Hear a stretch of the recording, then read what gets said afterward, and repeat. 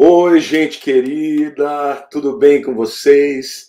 Sejam muito bem-vindos. Nós vamos falar sobre a Bíblia, vamos falar se a Bíblia ela é um livro obsoleto ou se ela de fato é um livro que ainda é próprio para os nossos dias, se a Bíblia é a palavra de Deus, se ela contém a palavra de Deus. Então, gente, eu quero aqui já chamar o meu amigo Josué Valandro. Ele é pastor de uma grande igreja, da Igreja Batista Atitude, no Rio de Janeiro, uma igreja de milhares e milhares de membros, uma igreja avivada, uma igreja que está sempre crescendo. José, está por aí, meu amigo? Tô na área. Opa! Pronto, chegou! Seja muito bem-vindo. Então, estava falando para o pessoal que o Josué é pastor da Igreja Batista Atitude, no Rio de Janeiro, uma igreja linda, uma igreja super atuante, evangeliza, cresce, é um ministério, na verdade, não é só uma igreja, tem muitas igrejas espalhadas pelo Rio de Janeiro, Brasil também. É um amigo querido, a gente faz parte do GKPN, que é um grupo de pastores que se reúne pelo Brasil. A gente tem um encontro anual, esse ano não pudemos ter por causa da pandemia, mas o Josué é um pastor que eu respeito demais porque ele é um biblicista. É um pregador da Bíblia, né? Não é um pregador que prega qualquer coisa por aí, não. Ele prega, obviamente, qualquer tema, mas é um pregador que a Bíblia é a base. E para falar desse tema tão importante sobre a Bíblia, se ela está ultrapassada, se ela tem autoridade, se ela é inspirada, se ela é a palavra de Deus ou contém a palavra de Deus, nós vamos estar batendo um papo aqui muito legal. Quero pedir para vocês, gente, que estão aí, aproveita, vão lá, chama todo mundo, usa o Instagram, o WhatsApp, para que as pessoas venham, porque isso aqui vai ser muito importante. Nós vamos falar de conceitos teóricos, teológicos, mas muito práticos também, viu, gente? Jesus falou, errais porque não conheceis as Escrituras e o poder de Deus. E a gente precisa das duas coisas, precisa do poder de Deus e também da Bíblia. Então, você vai ter uma aula aqui hoje sobre a importância da Bíblia com o meu amigo José Valandro. Seja bem-vindo, meu querido, dá suas boas-vindas aí. Se quiser se apresentar, falar alguma coisa que eu não falei, né? Fica à vontade. Bem, antes de tudo, eu quero te agradecer, Lamartine, porque você realmente é uma referência pastoral para o Brasil, não apenas como pastor de igreja local, onde você é muito bem sucedido e muito caprichoso. Quem já foi na sua igreja sabe como você é zeloso com o corpo de Cristo, com a igreja de Cristo. Mas também porque você tem sido um apologeta, tem sido defensor das Escrituras, tem lutado contra uma série de conceitos que vão adentrando a igreja e aos poucos vão minando o verdadeiro evangelho. E quando a gente se dá conta, às vezes a igreja está completamente apagada, né? Vide o que está acontecendo na Europa, né? Que já é conceituado como uma igreja pós-cristã, né? Que coisa triste. Então, você tem sido esse espelho para o Brasil, e não é à toa que seu canal de YouTube tem sido um canal crescente e impactante. Eu louvo muito a Deus pelo privilégio de trocar informações com alguém que eu sei que vou aprender muito. Agora, o povo que está ouvindo a gente aqui, eu queria te falar, se vocês puderem copiar o link da nossa conversa e mandar para todos os canais de vocês, de WhatsApp, de tudo, nesse momento, vocês vão fazer um grande favor para a gente, mas também para essas pessoas. Porque esse assunto aqui dá pano para manga. E nós vamos mexer com muita coisa. Nós vamos tocar na teologia de muita igreja. Não falando nome especificamente de igreja, mas você vai ver que isso que a gente vai estar falando vai tocar no cerne da questão de muitas igrejas do Brasil que têm pregado um evangelho que eu vou dizer assim, amputado. Tem uma parte do evangelho que não está sendo pregada porque olham para a Bíblia como um instrumento ultrapassado, limitado. Então, esse papo vai ser demais. Josué, outro dia eu li um post que eu fiquei chocado, até de uma pessoa conhecida, um cantor que eu sempre admirei e tal, que ultimamente deu uma desviadinha, sabe? Começou com uma teologia esquisita. E ele falou uma coisa assim: eu tenho um compromisso com Cristo e não com a Bíblia. Você acha que é possível você ter compromisso com Cristo e não com a palavra que ele escreveu ou que ele falou? Lamartine, é interessante isso, né? Porque esse cantor, ele cometeu uma das maiores infrações que uma pessoa pode cometer dentro do cristianismo. É você tentar estar em Cristo sem estar na palavra de Cristo. O próprio texto de João vai dizer que Cristo é a palavra. Ele é a palavra. O que nós temos dele não apenas a sua presença mística, a sua presença através do Espírito Santo. Nós temos a sua verdade, os seus princípios, a sua palavra. Então, esse cantor que disse isso, muito provavelmente, ele está influenciado pela teologia liberal. O que é a teologia liberal? A teologia liberal não é uma teologia que pode fazer qualquer libertinagem. A teologia liberal não é isso, gente. A teologia liberal é uma teologia que esvazia o sentido da Bíblia. Ela se deve principalmente a um método que surgiu com grande veemência durante o período do Iluminismo, que é o método histórico-crítico. Esse método histórico-crítico ele substituiu o método histórico-gramatical, que era o método usado pelos reformadores. O que é o método histórico-gramatical? O histórico-gramatical ele leva em consideração o ambiente, o povo, a cultura, mas ele parte do princípio de que a Escritura ela é revelada, que a Escritura é inerrante, ela é a palavra de Deus. Então, ele vai entender o contexto para extrair o melhor conteúdo possível do que o texto bíblico diz. Quando vem o método histórico, crítico, esse método ele já tem um outro conceito. Qual é o conceito? É que tudo aquilo que eu não consigo provar pela ciência, pelos meios técnicos, tecnológicos, pelas inferências do estudo da crítica textual, então eu não posso acreditar. Então, com isso, o teólogo liberal ele não acredita no nascimento virginal de Jesus, ele não acredita em milagre, ele não acredita na ressurreição de Jesus, ele acha que a ressurreição de Jesus, que nós estamos agora na Páscoa, é uma leitura que foi feita pelo povo cristão, como se Jesus fosse tão vivo ainda, né? Nos nossos corações, no seu espírito, e não fisicamente, como a Bíblia nos relata. Ele comeu peixe com o povo, ele esteve com o povo, ele abraçou o povo. Então, a teologia liberal, pastor Lamartine, onde ela chega, ela destrói a igreja. Onde ela passa, ela arrasa. E onde que está a teologia liberal? Ela está principalmente nas nossas universidades e faculdades teológicas. Por quê? Porque com esse negócio de reconhecimento do MEC, os seminários, inclusive seminários batista, presbiteriano, metodista, que tinham uma qualidade no seu corpo docente muito grande, eles, para ter doutores e mestres, acabaram abraçando pessoas que foram para a Europa estudar em instituições de teologia liberal. E esse pessoal voltou para o Brasil e foi na cabeça do menino de 18 anos, 19 anos, 20 anos, que foi para o seminário e desconstruiu nele a fé. Desconstruiu. Ele chega lá com fé e sai com um monte de dúvidas, né? É assim que acontece na maioria das vezes, porque os seus mestres, as pessoas que ele encara como pessoas intelectualizadas, que conhecem o texto, são pessoas que colocam em dúvida, principalmente, a inspiração da Bíblia, porque se a Bíblia é a palavra de Deus, não tem espaço para você questioná-la. Ou você obedece, ou você desobedece.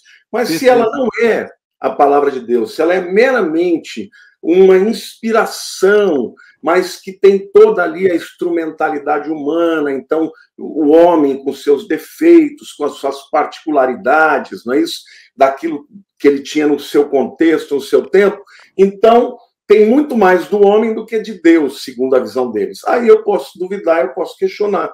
E se você somar isso à visão pós-moderna, que não acredita em verdades absolutas, a Bíblia se torna um livro de experiências que eu escolho aquilo que me apraz, aquilo que não me apraz. Então, ela não tem autoridade para ditar normas, para ditar a sua vida, né? Ela é aceita na medida que te faz bem, porque essa é a visão pós-moderna e isso está entrando dentro da igreja, Josué. Eu queria te perguntar, Josué, legal. O tema da nossa live é: a Bíblia está ultrapassada? Jesus diz: passarão os céus e a terra, mas a minha palavra não passará. A Bíblia deixou de ter relevância? A Bíblia deixou de ser instrumento de transformação? Ou seja, nós sabemos que a Bíblia transformou o mundo na época da igreja primitiva e até mesmo o Império Romano caiu por conta de pessoas que viveram a palavra. Você acha que a Bíblia ainda pode fazer hoje isso? Transformar a sociedade dos nossos dias? Ou ela está ultrapassada, não tem mais nada a ver para os nossos dias? Lamartine, eu vou responder a sua pergunta de trás para frente. O que eu estou querendo dizer? Eu vou responder da realidade do dia a dia da igreja para depois falar do conceito, depois falar da teologia. Então, se a Bíblia é ultrapassada, então, veja só, como é que nós vamos fazer para explicar o maconheiro que assaltava para comprar maconha e que foi fisgado pela palavra de Deus e hoje ele está na nossa igreja e ele passou a respeitar a mulher dele que ele batia, ele passou a ser trabalhador e antes ele não conseguia trabalhar e ele agora é um homem honesto que ele não era. Como explicar a moça que passou pela mão de todo mundo na escola, todo mundo, ela tinha uma vida ruim, ela ia para as festas e se deitava com os rapazes, e aí ela vem para a igreja e ela agora é uma menina tranquila, uma menina de paz, e ela agora está namorando um rapaz direitinho, ela noivou, e ela casou, e ela é uma mãe de família, uma mulher de Deus. Como explicar isso? Como explicar o traficante que ganhava 500, 600 mil reais de faturamento por mês, sobrava para ele aí, no mínimo 20% desse negócio líquido, e agora ele ganha 2 salários mínimos trabalhando de segurança numa empresa. Uau. Mas ele faz isso e ele rende louvores a Jesus. Então, a primeira pergunta que a gente vai ter que responder é se a Bíblia é ultrapassada, o que aconteceu com esse povo que saiu das trevas para a luz, que saiu de uma vida estragada para uma vida bonita, que saiu de uma vida de pecado para uma vida brilhante, uma vida exemplar. Então, esse é o primeiro fator. Se nós considerarmos a Bíblia ultrapassada, nós vamos ter muita dificuldade para explicar na antropologia, na psicologia, na sociologia, que mudança radical é essa que acontece no ser humano, que é confrontado e que aceita essa palavra, a Bíblia. Né? Então, já começa por aí. Para mim, já é desconstruída a possibilidade da Bíblia ser ultrapassada pelos frutos que a gente vê. Segunda questão é, se a Bíblia é ultrapassada, então a gente precisa agora repensar como a gente vai explicar milagres. Milagres. Situações assustadoras que aconteceram na vida de muitos de nós. Pessoas que foram desenganadas pelo médico, pessoas que não tinham mais como estar vivendo, pessoas que foram esfaqueadas e ficaram com uma veia por 1 milímetro e essa pessoa teria morrido por completo. Pessoas com um câncer que tomou tudo e que passaram por isso. Pessoas que caíram do 4º andar de um prédio, se estabacaram todo e viveram. Coisas que não têm explicação humana. A gente vai ter que explicar também isso e vai ser um pouco difícil para a gente explicar certas anomalias que a medicina, a biologia, a ciência não conseguem explicar. Se a Bíblia também é ultrapassada, a gente vai ficar com dificuldade para explicar toda a fundamentação que a Bíblia tem. Por quê? Porque quando fala de história, o maior enciclopédia de informações da história é a Bíblia. Existem realidades que só têm descrição na Bíblia. Na Bíblia. E os arqueólogos que estão sempre procurando descobrir os sítios, né, para descobrir as culturas, muitos arqueólogos negavam a Bíblia por conta de não terem provas e evidências arqueológicas, e depois essas evidências foram achadas, né? Então a gente percebe que o arqueólogo sério, ele já acredita na Bíblia, ele já procura o lugar que a Bíblia falou, como é que é, e ele acaba achando. Mas os céticos, eles falam não, não, não, e de repente eles acham, né? Então tem muitas realidades da história passada que só tem relatos na Bíblia. E até hoje ninguém conseguiu encontrar um erro arqueológico na Bíblia. Pode até não achar algo que a Bíblia fala, mas posteriormente acaba achando, e aí eles têm que se render à Bíblia.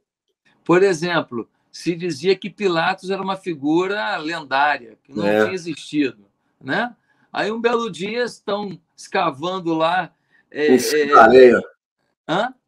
Lá em Cesareia, né? Tá lá em Cesareia de Filipos, eles estão lá escavando, lá acham a placa. Cesareia Marítima, não a Marítima, perfeito, perto do hipódromo ali. Isso. E eles pegam aquela placa e está escrito o quê? Está escrito lá, Pilatos, governador, né, da região. Então, a Bíblia já dizia isso há muito tempo. Então, como é que a gente vai explicar a historicidade da Bíblia? Esse livro não ser relevante. Segundo, como explicar a questão sociológica da Bíblia? A Bíblia fala sobre o relacionamento pai e filho, marido e mulher, empregado e empregador.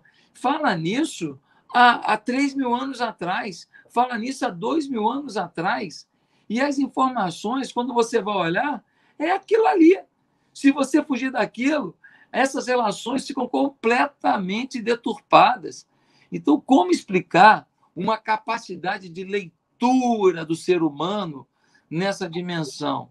Outra coisa, como explicar a explicação sobre o interior do homem? O interior, seus sentimentos, suas sensações, suas dores, seus medos, suas aflições.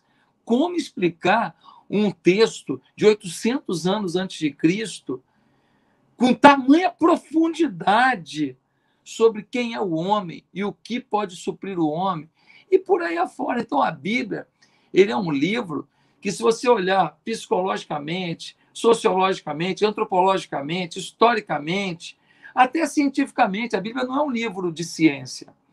Mas quando a Bíblia afirma uma coisa, a ciência, tempo depois, vai descobrir. Por exemplo, se a gente pegar Êxodo, né? Isaías, no capítulo 40, a gente vai ver a afirmação de que Deus se assenta sobre a redondeza da terra. Meu Deus, ninguém imaginava isso. As navegações foram começar no século XV, porque se imaginava que, indo pelos oceanos, se cairia em grandes abismos. E aí se descobre que a Terra tem um formato arredondado. A Bíblia já falava isso no profeta Isaías. Que coisa impressionante. Não tem como ver esse livro e não dizer que ele é inspirado. Agora, eu concluo essa fala agora mostrando a história do Augusto Cury, um dos maiores escritores do Brasil, um cara reconhecido internacionalmente, que começou a ler os evangelhos para desconstruir Jesus. A ideia dele era provar que Jesus não era maior que Gandhi, não era maior do que Martin Luther King, não era maior do que os grandes líderes mundiais. Ele começa a ler o Novo Testamento e ele vai se encantando com o jeito que Jesus trata as pessoas. E a conclusão dele, que é um cientista da mente, que é um estudioso da mente humana, a conclusão dele foi: ele não cabe na mente humana. Vou dar um exemplo.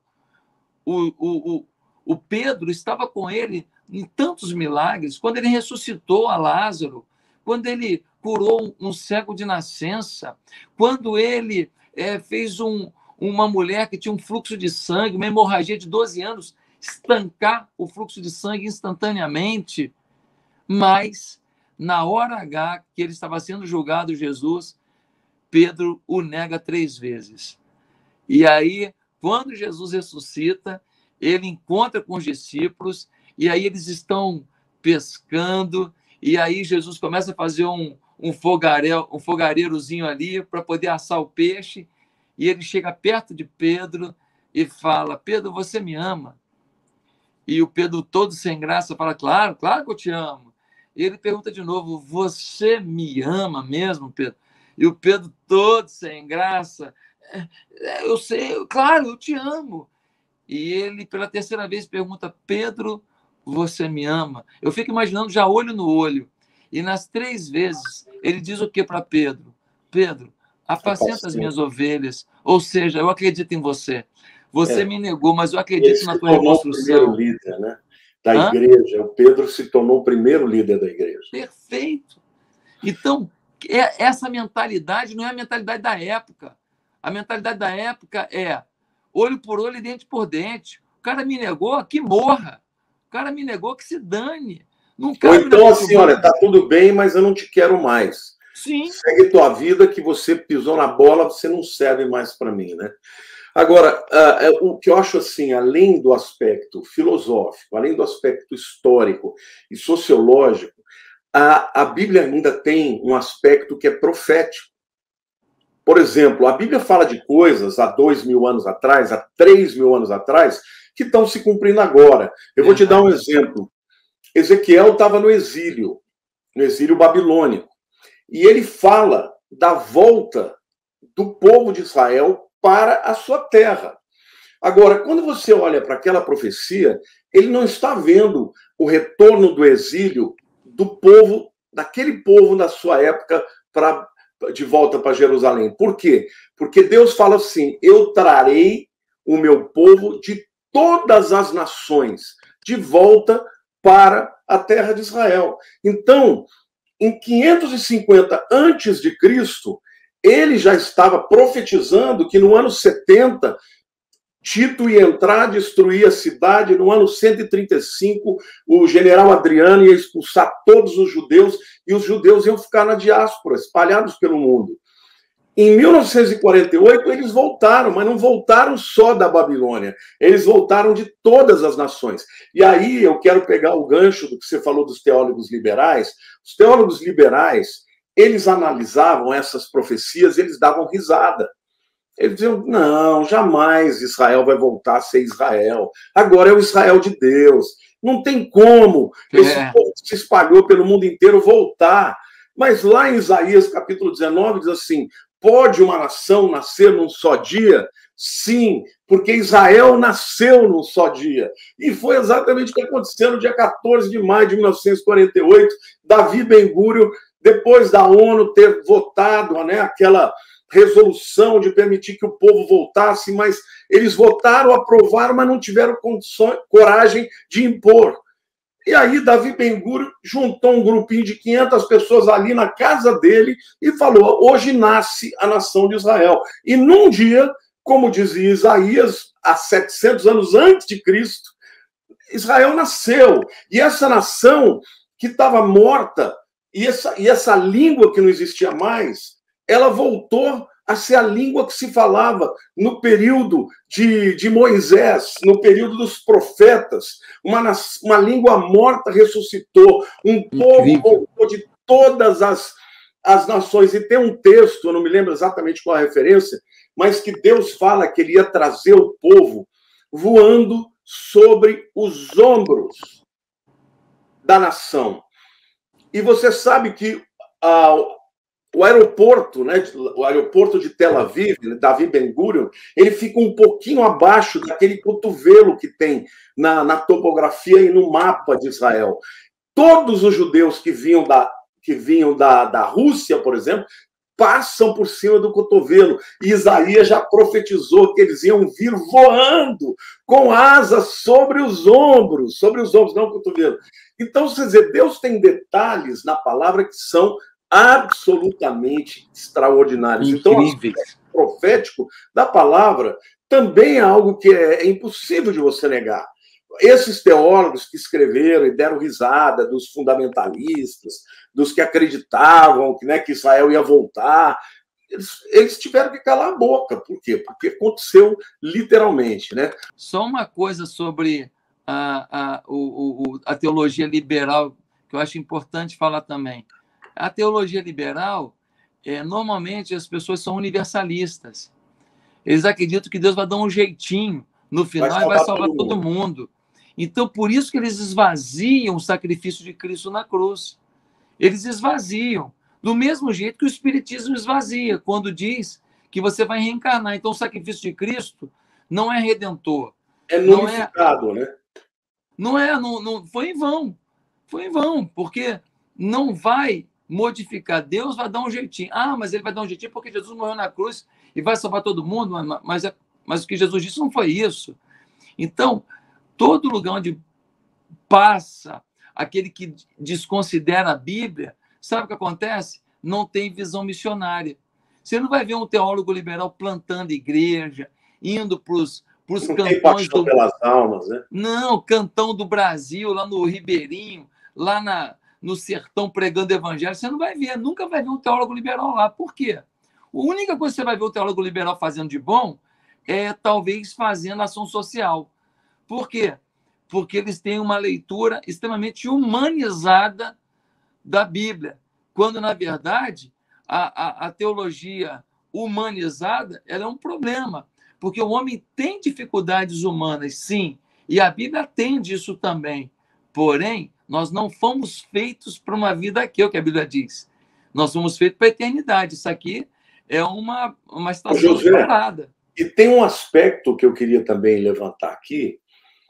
O pecado do homem que o levou, que o expulsou do jardim, foi duvidar da palavra de Deus. Então, a estratégia da serpente não mudou. Verdade. Ele usa outras armas, ele tem um discurso ainda loquaz, inteligente, lógico, mas ao longo da história, ele sempre colocou em dúvida a palavra de Deus. Foi assim com Adão, foi assim com Jesus, quando ele estava lá, Jesus estava jejuando no deserto, ele questionou a palavra, e hoje o ataque final de Satanás é o ataque de questionar a Bíblia. Então, existe essa agenda, né, que a gente sabe da guerra cultural, que é essa procura de uma hegemonia, né, da esquerda, que pretende literalmente acabar com a visão judaico-cristã. Quando fala de acabar com a visão judaico-cristã, querendo acabar com o quê? Com a Bíblia. Porque qual foi a contribuição da cultura judaico-cristã? A palavra de Deus. Sim. Os judeus trouxeram o Velho Testamento e o cristianismo trouxe o Novo Testamento. Então, agora, esse levante que a gente percebe em todas as nações, porque não é uma coisa do Brasil, é no mundo inteiro, é você criar uma visão que a Bíblia, ela vitimiza pessoas, ela separa pessoas, ela coloca pessoas num patamar inferior a outras. Então, para você resolver o problema, você tem que acabar com a Bíblia. Você tem que descredibilizar a Bíblia e você tem que mudar a sociedade, porque como a sociedade ocidental foi construída em cima destes princípios da Bíblia, por mais que eles tentem, eles não conseguem introjetar, né, de maneira forçosa a mentalidade deles. Então, o que eles têm que fazer? Colocar em dúvida a Bíblia. E isso está acontecendo desde os primeiros anos na escola e até na universidade. O jovem cristão, se ele não está preparado, ele chega na universidade e muitas vezes a fé dele esfria, né? Eu queria te perguntar uma outra coisa aqui. Fala aí. A sociedade, ela evolui o tempo inteiro, né? Evolui nos costumes. Há 50 anos atrás, o divórcio era uma coisa impensável, né?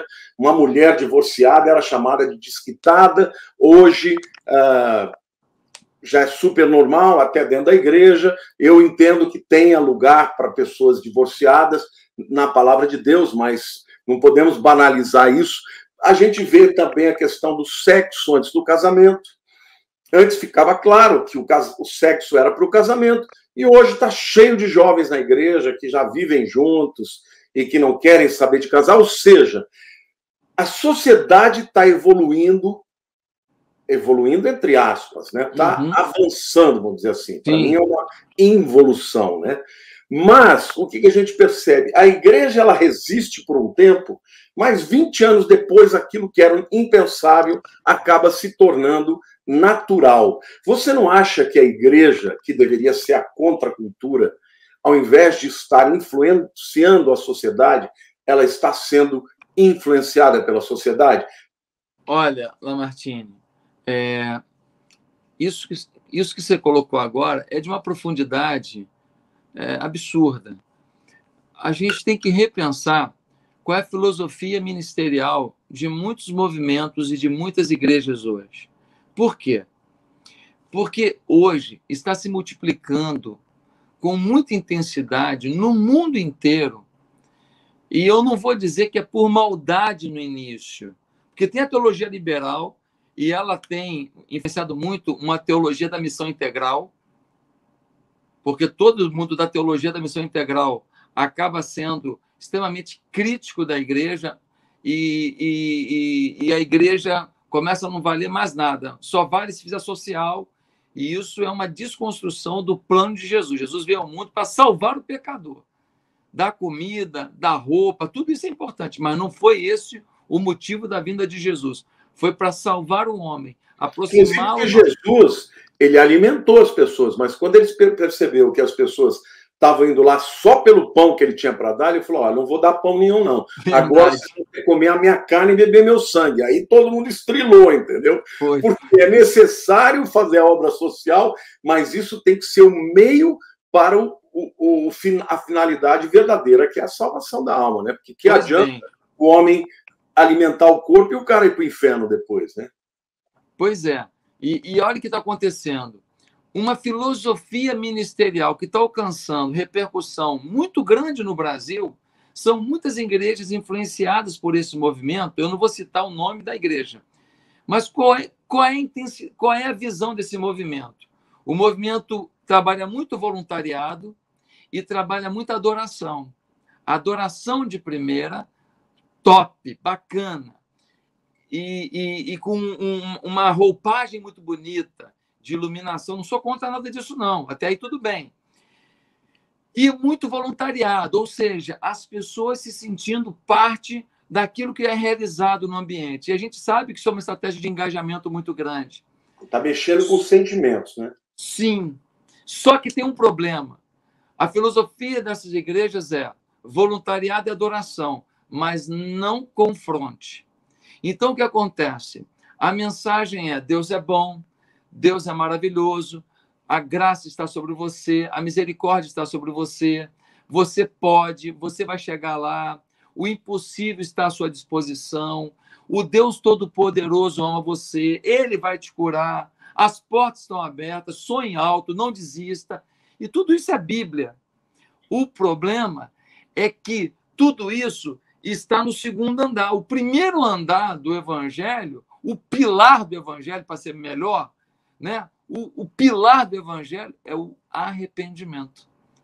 Arrependimento. É o homem reconhecer o seu pecado, reconhecer que ele tem dentro de si essa inclinação para o mal e que ele precisa do sacrifício de Jesus na cruz para perdoá-lo de todo o pecado e purificá-lo de toda injustiça.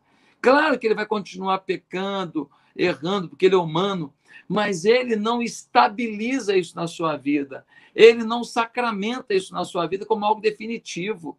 Ele não se rende a isso, porque ele tem um amor profundo ao seu Deus. E o maior presente que a gente pode dar a Deus, depois do nosso coração, é a nossa santidade. Só que a santidade, ela é a porta de entrada para a intimidade com Deus. Ela não é o fim. Quando eu tenho santidade, eu procuro a santidade, eu começo a conhecer melhor esse Deus. Eu começo a conhecer os seus caminhos, os seus desígnios, sua vontade para mim, o que não está bom em mim. O Espírito Santo, ele habita em nós. Quando uma pessoa começa a viver em pecado, ela começa a entristecer o Espírito e depois o espírito começa a ser apagado. Verdade. E chega um momento que ele pode estar lá, mas ele já não é mais ouvido, porque a mente da pessoa já está cauterizada. Então é o que você falou. A santidade, ela não é conquistada no esforço. Até essa dicotomia entre graça e lei é uma coisa importante. Lá em João capítulo 1, versículo 17, o apóstolo João diz assim: a lei veio por intermédio de Moisés, a graça e a verdade vieram por intermédio de Jesus Cristo. Então, a graça, ela está ao lado da verdade. Não é pela força do braço, é a graça que me empodera a fazer a vontade de Deus. Né? Quando Efésios 2, 8 e 9, 10 diz, né, pela graça sois salvos por meio da fé, isso não vem de vós, é dom de Deus, não de obras, para que ninguém se glorie. Até aí todo mundo lê e fala, olha, pela graça. Só que o versículo seguinte diz, mas fostes criados em Cristo Jesus para as boas obras. Isso aí. Então, eu não sou salvo pelas obras, mas eu sou salvo para as obras. Então, a santidade ela é fundamental, Josué, porque se você não se santificar, você vai ser um salvo, entendeu? Que nunca entendeu de verdade o que é a comunhão com Deus. Nunca... Mas o problema... Pode falar. O problema é que nós estamos com a igreja lotada de gente que canta os louvores, que é voluntário na igreja, que ama o ambiente, mas que não se converteu, porque não se arrependeu. E é por isso que ele acha normal sair do culto e ir transar com a namorada no motel. É por isso que ele acha normal sair do culto e ir tomar todas num bar. É por isso que ele acha normal e o pior, Josué, corrupção. O pior é que, às vezes, são pessoas que estão dentro de igrejas que pregam a verdade. Você mete o porrete, o cara sai dali, entra por aqui, sai por aqui. Porque se o camarada está na igreja liberal, onde isso não faz parte da agenda, aí tudo bem, mas às vezes tem uns que estão na igreja. E assim, eu sei que tem pessoas que têm pecados que estão vencendo as pessoas, mas elas choram, elas se arrependem, elas sentem a culpa. Isso, para mim, é um sinal maravilhoso de que o Espírito Santo está falando com ela. Sim. Agora, tem gente que nem sente mais culpa, continua ali e acha que está normal. Um cara desse, Josué, ele está correndo... A Bíblia diz que eu não devo nunca dizer quem subirá ao céu e descerá ao abismo. Mas a Bíblia também diz que pelos frutos conhecereis. Se uma pessoa não tem nenhum sinal de arrependimento, a chance de que ele nunca se converteu é muito grande. Então, o cara desse pode tomar um susto, chegar no dia que ele morrer e perceber que ele está no lugar que ele não esperava, entendeu? Aí não vai ter essa história de não combinamos assim, não me disseram, né? Não é à toa que Mateus 7, Jesus vai dizer o quê? Olha, naquele dia, né, no dia do julgamento final, muitos vão me dizer, olha, em teu nome eu profetizei, em teu nome eu expulsei demônios. E o Senhor vai dizer para ele, nunca vos conheci. Por quê? Porque ele olha que ele expulsou o demônio. Ele esquece que o nome de Jesus é mais poderoso do que ele mesmo. Quando o nome de Jesus é pronunciado, o demônio respeita esse nome, apesar de que a pessoa que o pronunciou, ela está em dívida. Então ele começa a achar que pelo que ele fez, ele é convertido. E, na verdade, a marca da conversão é o arrependimento. É uma vida de transformação. E isso passa a vida inteira assim, né? Quando a gente peca, a gente fica triste, porque o Espírito Santo está dentro de nós. E enquanto a gente não se arrepende, aquilo não sai, aquele peso, né? Agora, quando você se arrepende, é como Davi no Salmo 51, né? Senhor, não retires de mim do seu Espírito. Hoje, o Espírito não sai mais, mas a tristeza permanece, né? Deixa eu fazer uma pergunta aqui. Por que a blasfêmia contra o Espírito Santo não tem perdão? Primeiro, eu queria que você falasse o que é a blasfêmia do Espírito Santo contra o Espírito Santo na tua visão e por que não tem perdão? Porque a própria Bíblia diz, né? Bem, se a gente considerar que uma pessoa falar mal do Espírito Santo ou xingar o Espírito Santo, que isso não tem perdão, nós estamos considerando, então, que essa multidão que está nas nossas igrejas, que quando estavam na ignorância, falavam besteira, xingavam a igreja, xingavam os pastores, falava que Deus era isso, falava que o Espírito Santo é aquilo, e que agora eles se converteram, alguns são até pastores. Então a gente tem que considerar que eles são pastores, mas que eles Eles não se arrependeram, eles não mudaram de vida e o Espírito Santo não os aceitou. Então, na verdade, não podemos considerar que alguém, no seu estado de ignorância espiritual, tenha falado alguma coisa contra o Espírito Santo e que blasfêmia contra o Espírito seja um pronunciamento equivocado. Concordo plenamente. O entendimento da maioria dos estudiosos, então, a blasfêmia no Espírito Santo, a gente entende que é a pessoa rejeitar o Espírito Santo. O Espírito Santo está cercando de todo lado, dando oportunidades, falando de um jeito, falando de outro. Por exemplo, no Egito, os caras estão sonhando com Jesus. Os caras sonham, aparece Maomé falando assim, ó, ele que é o verdadeiro, aponta para Jesus. Então, Deus, no seu amor profundo, está se revelando às nações. Agora, se rejeitar isso, aí, querido, não tem aí perdão. É um problema, não tem perdão. A Bíblia é clara. Aí gente, é inferno. Eu tenho a interpretação idêntica ao do Josué. Alguns teólogos chegam a afirmar que hoje é impossível você ter um ato de blasfêmia contra o Espírito, como houve lá em Mateus 2. Por quê?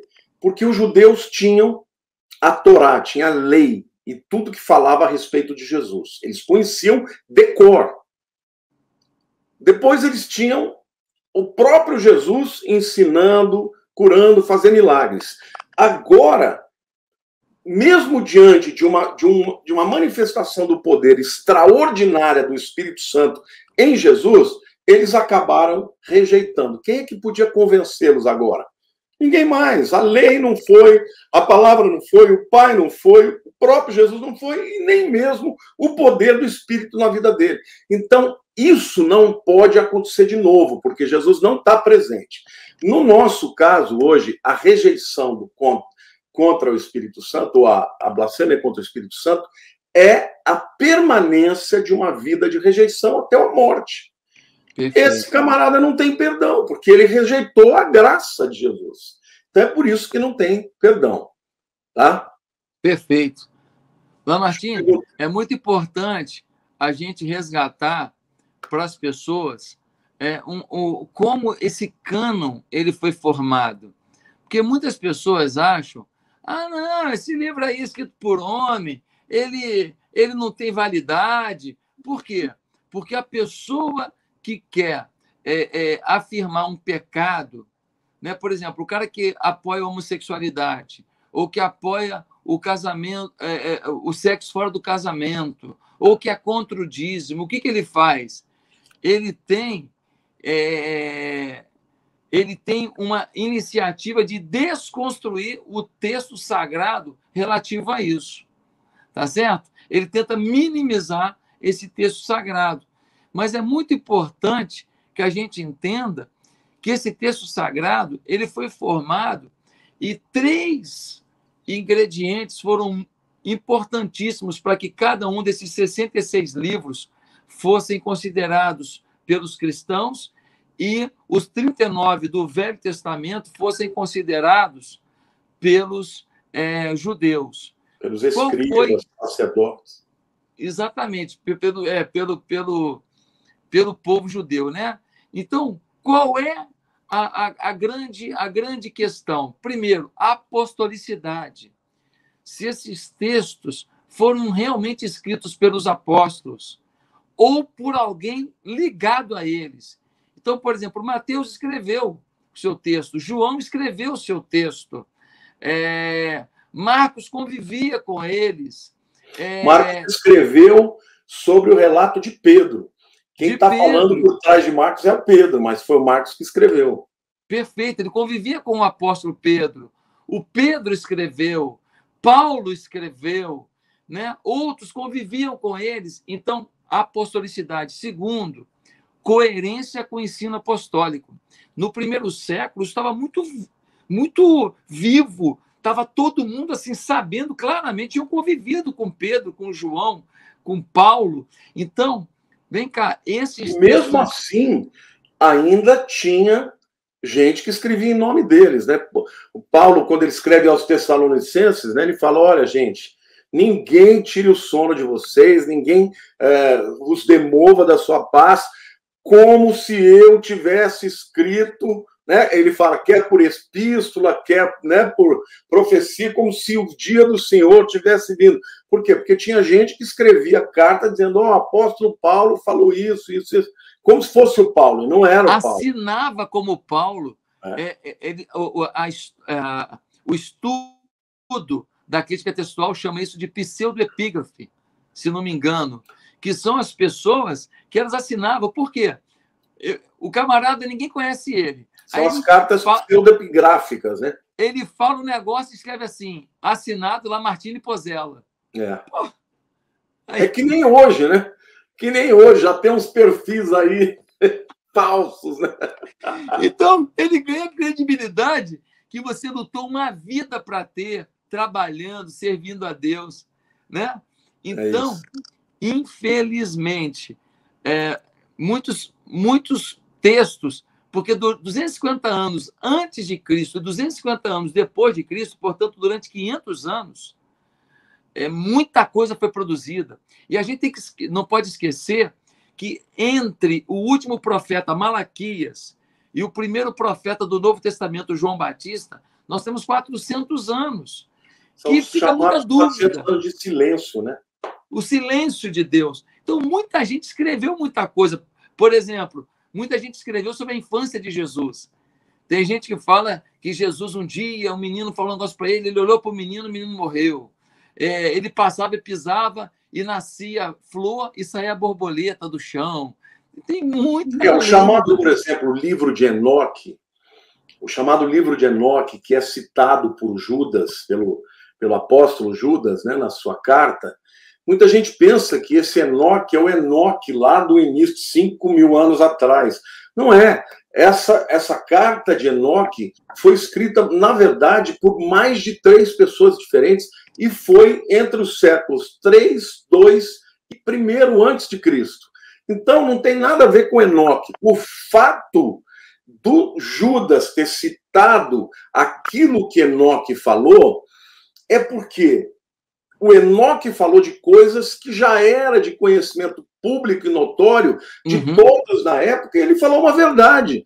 Aquele trecho que ele fala, viu o Senhor vindo com miríades de anjos e coisa e tal, ele falou de algo que já tinha muita gente sabendo, que já estava em outros livros, e Judas, sabendo que ele era um livro popular, o cita. Mas isso não quer dizer que a carta de Enoque, ou o livro de Enoque, seja inspirado, porque ele foi rejeitado pelo cânon hebraico.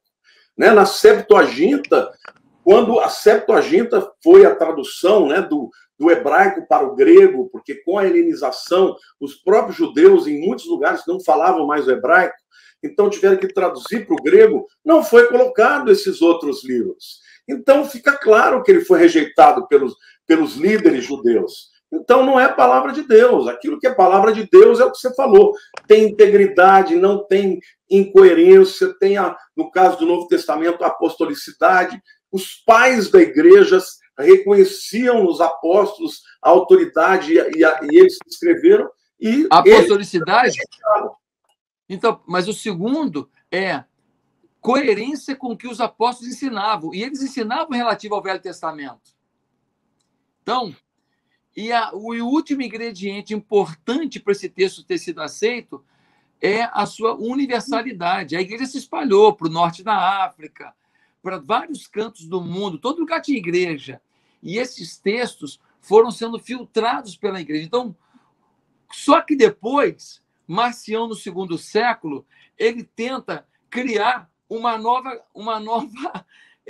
novo cânon. Ele vai dizer o seguinte, olha, todo texto que apresenta um Deus que julga, um Deus que manda exterminar, um Deus que faz qualquer coisa contra o homem, não é inspirado. Aí sobrou quase nada. Sobrou quase nada, porque ele rouba a justiça de Deus no texto bíblico. Logo depois, vem um outro líder que tinha 2 profetisas, e ele fala assim, essas 2 profetisas aqui, o que elas falam tem a mesma inspiração de tudo o que foi dito pelos apóstolos. Para aí que eu quero pegar isso aí. Pega aí. Quero pegar esse gancho que eu quero te ouvir quanto a isso. É maravilhoso, né, quando eu me lembro que eu me converti no meio pentecostal, então uma profecia para mim, que alguém viesse profetizasse, era Deus falando até mais do que a Bíblia, né? Aí eu fui aprender ao longo do tempo que Deus pode até falar nos dias de hoje, usar o dom de profecia, mas Paulo diz que é sempre em parte, né? Ele diz, em parte conhecemos, em parte profetizamos, né? Mas quando vier o que é perfeito, aquilo que é parte será aniquilado e veremos tudo face a face. Eu queria que você falasse aqui, porque muitas pessoas, no Velho Testamento, Josué, se alguém profetizasse e a profecia dele não se cumprisse, o camarada era pedrejado, meu amigo. Ele morria, não tinha essa coisa de acertou 50%, tá bom. Outro dia eu ouvi um negócio desse, ó, aquele profeta é bom, ele acerta 50%. E eu fiquei tão horrorizado que eu falei, você tá de brincadeira, né? O camarada acerta 50%, tá bom, né? Então eu queria te perguntar o seguinte, qual é a diferença da palavra escrita e da autoridade dela para a autoridade daquela pessoa que vem, assim diz o Senhor? Primeiro, você acha que Deus ainda pode trazer um recado através de um servo hoje, mas se esse recado tem o mesmo nível de autoridade com o que está escrito na Bíblia?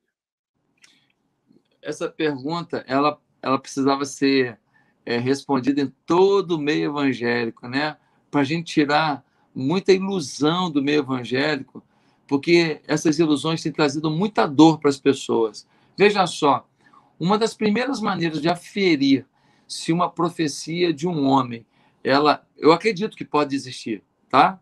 Eu acredito, claro que eu acredito, mas uma das primeiras formas de você validar se aquilo é verdadeiro ou não é se aquilo tem coerência com a Bíblia.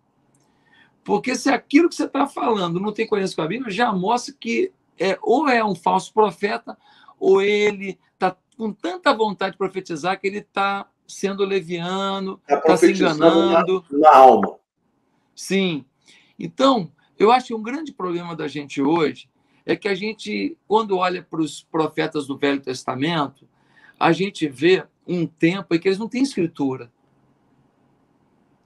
Eles não sabem, os reis não sabem muito a questão da oração, como funciona. É muito rudimentar essa relação com Deus. A revelação ainda está acontecendo. Então, o profeta ouvir de Deus e pronunciar para o povo, isso se dá de uma maneira muito necessária e de uma maneira assim, sobre temas como vá para essa guerra ou não vá para essa guerra. Almoce ou não almoce. Era tudo. Porém, quando a gente vai para o Novo Testamento, a gente já vê uma relação profética diferente. A relação profética tem muito mais a ver com a proclamação do Evangelho, com a firmeza do Evangelho, com a clareza do Evangelho, com a denúncia do pecado. Você vê João Batista, um profeta, o que ele está denunciando? O pecado da humanidade, e ele bota o dedo na cara do rei e fala, Herodes, você, cara, tomou a mulher do teu irmão, você está errado. Isso é sem vergonhice. Então, olha o profeta apontando para o reino de Deus e denunciando o pecado do mundo. Eu te pergunto, quando que João Batista virou e falou assim, meus servos, eis que te digo quem vai fazer a faxina da igreja? Pô, sabe, quanta meninice, quanta criancice, sabe? Então, eu acho que hoje, Lamartine, infelizmente, a vontade de tocar o sobrenatural sem seguir o caminho para isso que é a Bíblia, sem seguir a Bíblia, querendo um caminho mais fácil, faz as pessoas procurarem as profetadas. E eu aqui no Rio de Janeiro, um camarada é muito conhecido como profeta, que dá revelação, todo o culto dele ele entrega revelação adoidado, e eu não acho que Deus dá para ninguém revelação de futuro o tempo inteiro.